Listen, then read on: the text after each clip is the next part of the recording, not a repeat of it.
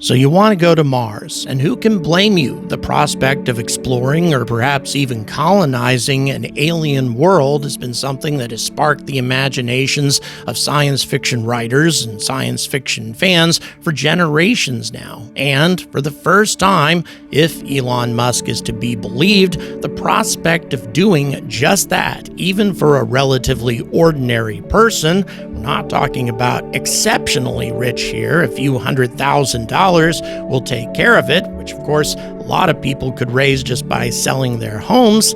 You can travel to Mars, or at least that's what Elon has been saying for quite some time, and now he's saying that a human-rated mission to Mars could very well happen by 2031 or so.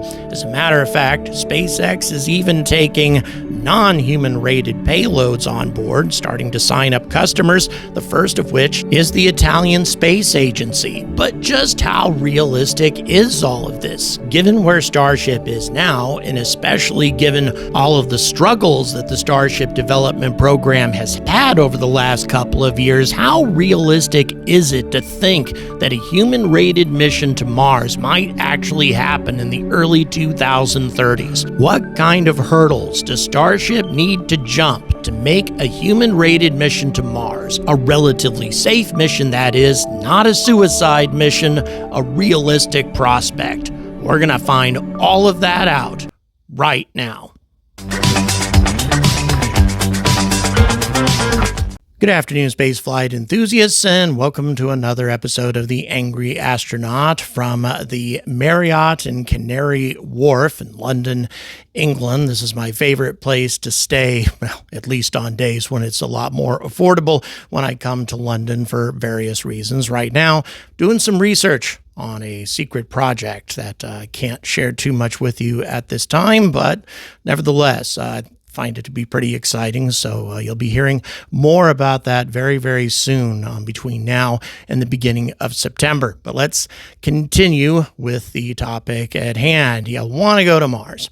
You want to get a ticket. You have been excited about this prospect ever since Elon Musk started talking about it. And frankly, I understand. I know people who would love to buy a ticket if they had the opportunity. You'd be one of the first volunteers to go. My producer that runs my live streams and takes care of so many other things for my channel. He says that he would be the first to volunteer on a colony ship heading for Mars. Well, not something I would do, but nevertheless, I could understand the motivation. The idea of living and dying on a planet other than our own is something, of course, that nobody has ever done. It would definitely be the adventure of a lifetime. But would it be a very short lifetime, as many of Elon's critics say? Or would it even be possible? I mean, right now, as we all know, Elon's been talking about when the first human missions are likely going to happen. He's finally gotten realistic and said that next year is almost definitely not going to happen. Yeah, well, that doesn't really surprise much of anybody, I don't think. But he's talking about the first unmanned mission perhaps in 2028 or so, with the first human missions taking place around 2031 when the next conjunction between Earth and Mars takes place. So if Elon is to be believed, in the next 5 years, we will see the first human mission to Mars, if everything goes perfectly. But of course, colonization will take a lot longer. That's a big difference between an exploration of the red planet, staying for a year or two perhaps, and then coming back, as opposed to staying there permanently, going there on a one-way trip. But for those of you who consistently watch my channel, you know that I do my very best to keep things real. So that being the case, how close are we really? How realistic is Elon being when he says even sending an unmanned mission to Mars in 2028 or so might happen? I mean, is that even really possible given where Starship is now? And if it is, then what about human-rated missions? I mean, can we really look forward to the prospect of a human-rated mission in the early 2030s? Human beings setting foot on the red planet in much less than a decade? We're going to find out right now.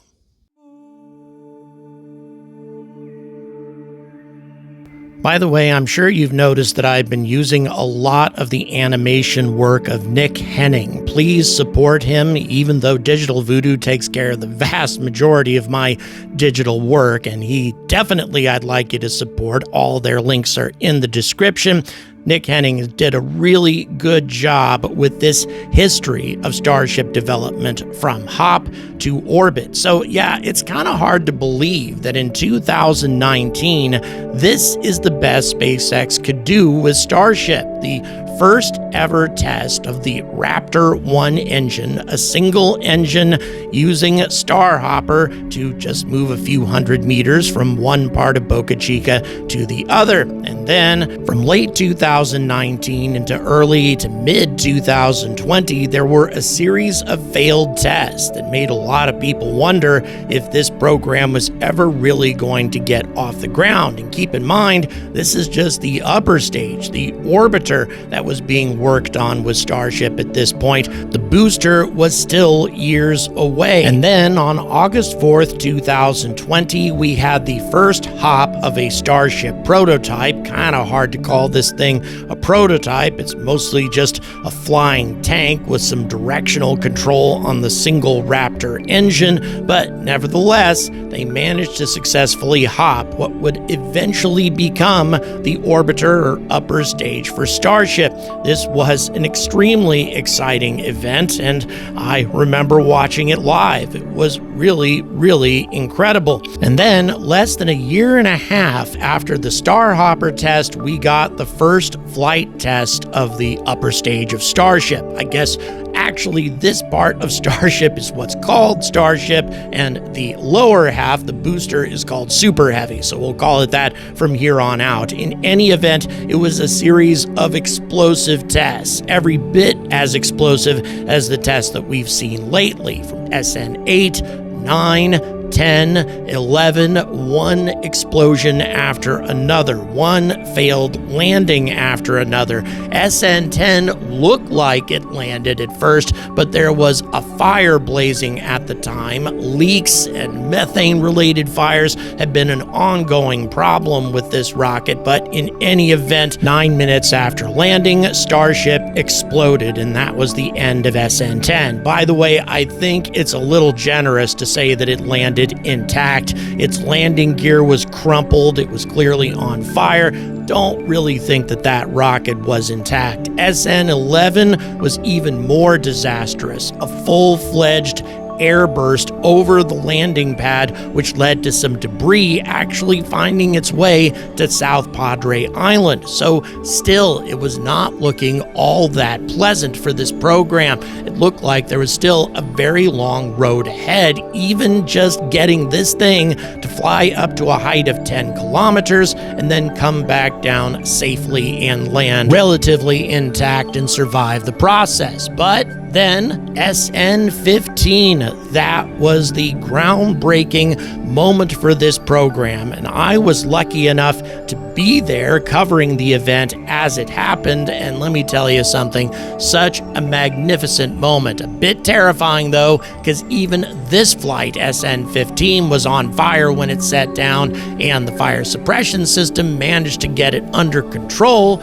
but it survived the landing, and that was a huge step on its own.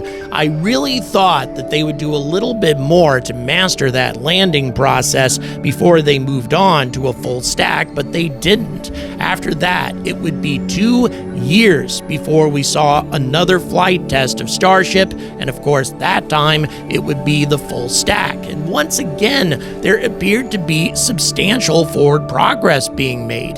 The first flight, of course, was a disaster. It tore the landing pad apart, devastating the rocket with many failed engines, etc., not even reaching the Kármán line. But after that, things seemed to be moving forward very promisingly until we graduated up to Block 2. And then it was one failure after another. And by the way, I cut loads of stuff out of that animation from Nick Henning, and there's of course tons of animations with digital VOODOO as well that you probably haven't seen either. You're missing out if you don't pay a visit to both of those talented people's websites. So once again, I'll have all of that linked in the description, and we will continue with the process. Again, the reason I wanted to give you this rundown is because a lot of folks are not actually aware of the entire process that got us up to this point. The first flight test, arguably, or hop test, whatever you want to call it, of Starship took place all the way back in the end of 2019. And here's the key detail that I wanted to point out to you. The first hop test for Falcon 9 took place approximately 1 year and 8 months before the first orbital flight test of Falcon 9. 1 year and 8 months from the Falcon 9 equivalent of Hopper all the way to a successful, by the way, orbital flight of Falcon 9. And after that, Falcon 9 began carrying payloads to orbit very, very fast and had an unbelievably successful record. From that first successful flight in 2010 to the end of 2019, Falcon 9 flew 77 times, and 75 of those flights ended in complete success. Only 2 catastrophic failures with Falcon 9 over that entire time period. Now, to be fair, it took 5 years for SpaceX to master the entire landing process for the Falcon 9 booster. It wasn't until 2015 that they successfully landed and then reused a booster. But all of that being said, the important thing about Falcon 9, its ability to deliver payloads up to orbit, was accomplished far, far quicker than Starship has. And my point is, if it's taken that much longer for Starship to reach this point in its development, it may encounter a lot more challenges as time goes on. It's just a much more complicated machine.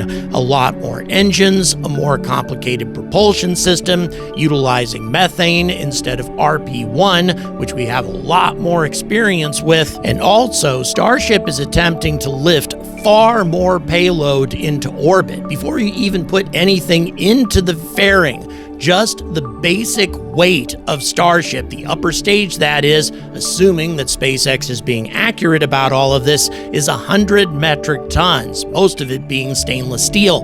That's almost quadruple the weight of an entire Falcon 9 rocket, both the booster and the upper stage combined. And by the way, I'm not sure if any of my colleagues have ever described it this way. Before you put any payload into Starship, any payload at all, Super Heavy has the responsibility of carrying 4 entire Falcon 9 rockets up to a substantially high enough altitude so that the rest of the rocket can take over and lift the rest of the weight up to orbit.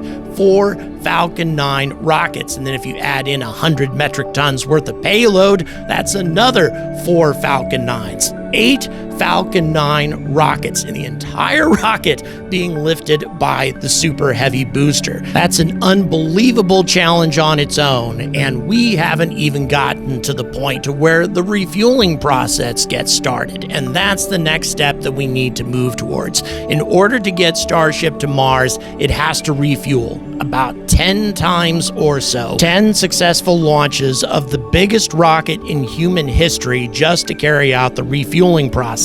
And you also need to carry out that process very, very quickly because propellant tends to boil off in space. Unless you can find a way to insulate the spacecraft or the fuel depot and have an active cooling system as well, all of those things, by the way, require a lot of mass, you're going to need a very rapid launch cadence to take care of all of those refuelings. Otherwise, all of your refueling will boil away into space. We haven't even gotten started towards Mars yet. So let's move on to that part of this equation. Getting to Mars is not all that difficult as long as your mathematics are solid. Take about 6 months or so in order to carry out the journey, although Elon talks about doing it quicker, although that burns a hell of a lot of fuel and also means that you're going to be hitting the Martian atmosphere a lot faster. I don't know if that's a great idea, really. So let's say 6 months. Do we have any precedent for a life support system that's capable of keeping a crew alive for 6 months? Well, frankly, no, we don't, except on the International Space Station. Although, keep in mind, the ISS is resupplied on a very regular basis by Russian Progress supply ships and also the Centaurs, the unmanned Dragon capsules. They bring supplies, food, fresh oxygen, all kinds of things that Starship is not going to have at its disposal in interplanetary space. Even though the ISS does recycle a lot of what they use, they don't have a 100% efficient recycling system. Not even close, and we haven't designed anything that's capable of doing that yet. And if you're going to keep people alive for that long, that's going to be an extreme challenge. As of right now, the best life support system that we have for interplanetary travel is on the Orion, and the Orion can only keep 4 people alive for a month or so. Now, I have spoken to people at Lockheed Martin who have told me that in principle, the life support system that they designed for Orion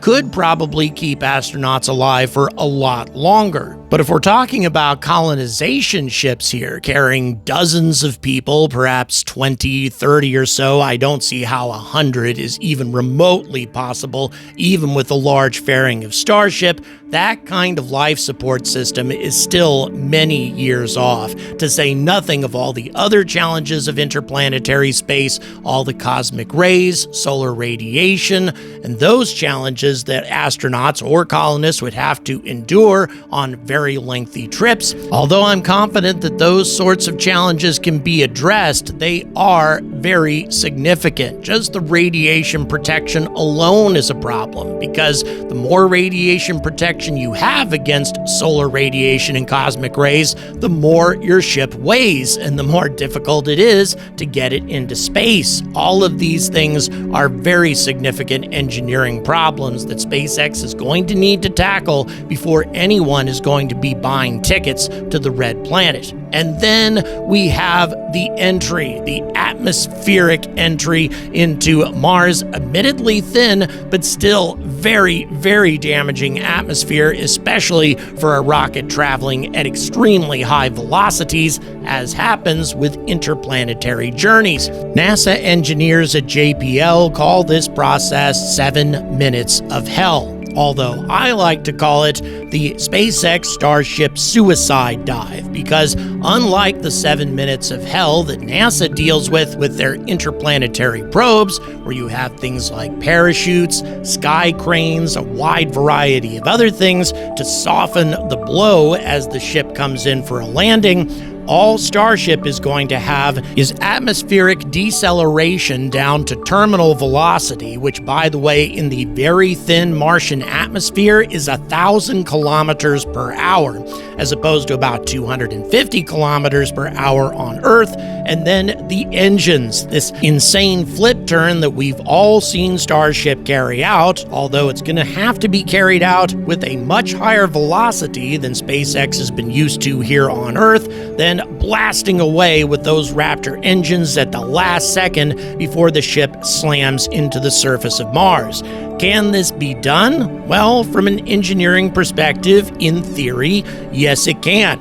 Will it be successfully done on the first unmanned attempt? I really, really doubt it. Will it be successfully accomplished during the next conjunction a couple of years later with an unmanned test? I really, really doubt it. I think it's going to be quite a while before SpaceX masters this program sufficiently to even think about trying it with human beings. But let's say that they manage to pull this off by, say, 2033 or 2035 or so. You land on Mars successfully after this harrowing flip turn, your heart dragged up into your mouth during the process, but you survive and you're on the surface of the red planet. You're safe. Or are you? You see, it's taken a series of engineering miracles just to get you this far, and now you're on a planet that's arguably more hostile than the most hostile environment anywhere on Earth, even Antarctica. Although Antarctica has massively powerful winds and other things that would rip shelters down, at least Mars doesn't have to deal with things like that, but no breathable atmosphere, extremes of temperatures, all sorts of things that are going to seriously challenge colonists. And probably the most significant problem, no food, which means you're going to need a recycling food supply system, greenhouses of some kind that make use of local water supply. In situ Martian ice is going to have to be exploited, not only for the greenhouses and not only for drinking water for the colonists, but also for breathable oxygen and perhaps most importantly, to manufacture in situ propellant to return home if that becomes necessary, because Starship is incapable of carrying enough fuel to make a round-trip journey to Mars. It is simply impossible. The only way that this can be done is to manufacture hundreds of tons of fuel, actually probably thousands of tons, in order to successfully get Starship and its inhabitants back should that become necessary. Otherwise, this really does become a one-way trip, and if anything goes wrong, it's pretty much game over. This is likely to happen a number of times during the initial colonization of Mars. There's likely to be many casualties during this process, and many people on Earth who are going to argue that all these human lives shouldn't be wasted colonizing this horrible place when we should be focusing on Earth. But assuming that there's enough people and Elon Musk is willing to continue spending money on building a colony, at some point all of these things can be constructed as well. It's not beyond our engineering capability to build everything that's necessary to keep a large population alive on Mars, especially given the enormous amount of water that we've discovered recently. Then, and only then, can you say that you have successfully colonized Mars and you have a decent chance for survival. Assuming, of course, that some sort of massive planet-wide dust storm doesn't block out the sun for a year or 2 years, rendering your solar power stations useless, because keep in mind, a private enterprise to build a colony on Mars is unlikely to get their hands on a nuclear reactor, meaning the colonies are going to be largely reliant on solar power stations supported by methane fuel cells. That's probably the best they're going to be able to do, and that could be very difficult to sustain through a long dust storm. There's going to be numerous unique challenges, some of which we haven't even anticipated yet, facing Mars colonists. So here's the question: can this even be done? And if so, by when? So, yeah, not terribly surprising. The hurdles that SpaceX needs to jump just to get an unmanned Starship to Mars are unbelievably difficult, just an extreme challenge, and obviously something that's not going to happen as quickly as Elon would like it to. I mean, we're already at that point as far as the development of Starship is concerned. The first test flight having taken place going on 2.5 years ago now, and we still don't even have a Starship that's successfully deployed a payload, Starlink satellites into orbit, let alone the prospect of carrying out a refueling mission with 100 tons or more of propellant and oxidizer on board. I mean, wow, that alone is a very, very steep objective, very ambitious to think that you're going to be able to do something like that in the near future. And then, of course, all the other hurdles we talked about in the video. It is an unbelievable challenge. But does that mean it's impossible? Does that mean that this is never going to happen? Elon is out of his damn mind, and he will eventually die a broken and disappointed but very rich man. Well, perhaps, but I don't think so. I think that as long as Elon continues to funnel billions of dollars into this project, and with all of the engineering talent that he has at his disposal, I think it is very possible that at some point we could have a human-rated mission to Mars. At some point, we could be looking at colonizing the red planet. But when is that likely to take place? Well, again, given how long it's taken us just to reach this point, a Starship that still can't deliver payload into orbit at the time of this recording, I would say maybe the early 2040s at the very earliest in terms of colonists going to the red planet. Now, in terms of a human-rated mission, sure, I could see that happening maybe in a decade or so. I think it's going to be very difficult to do it any quicker than that. It's admirable to see Elon trying to get it done within the next 5 years or so, but let's be realistic here. The first unmanned mission to Mars is very doubtfully going to go well for Starship. They're going to have problems. They're almost definitely not going to have a successful landing. And even if they do, is it going to be so successful that they're willing to put human lives on the firing line on the next mission? I kind of doubt it. I would say that we're probably going to have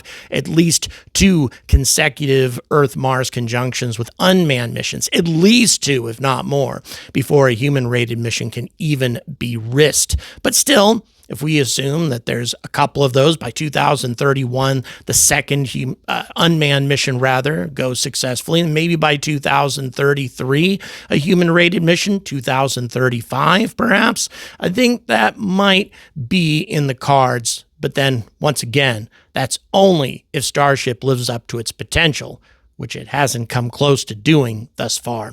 Thank you very much for watching. Please don't forget to like and subscribe. You probably noticed the store is closed. The merchandise store is closed down. I can't tell you when it's going to reopen. It will at some point. We'll have a new merch drop some point in the future. Thanks to everybody who purchased, especially the 200K special edition merchandise that we had. Really, really appreciate it. And if you'd like to support the channel and still trying to get to that 0.1% of subscribers supporting me on Patreon, that would make such an enormous difference. If I can get to that point, once again, I will cover a Starship launch for you with no fundraising at all if I can hit that milestone. So all the details in the description. Thanks again for watching, and don't forget about this awesome hotel, the Marriott in Canary Wharf. They gave me this awesome executive suite for nothing in terms of a free upgrade. I mean, they do so much for consistent customers. So in any event, they're just great folks here in Canary Wharf. And if you happen to pay a visit to this hotel, make sure to tell them that the Angry Astronaut sent you. Thanks again for watching, and until next time, stay angry about space.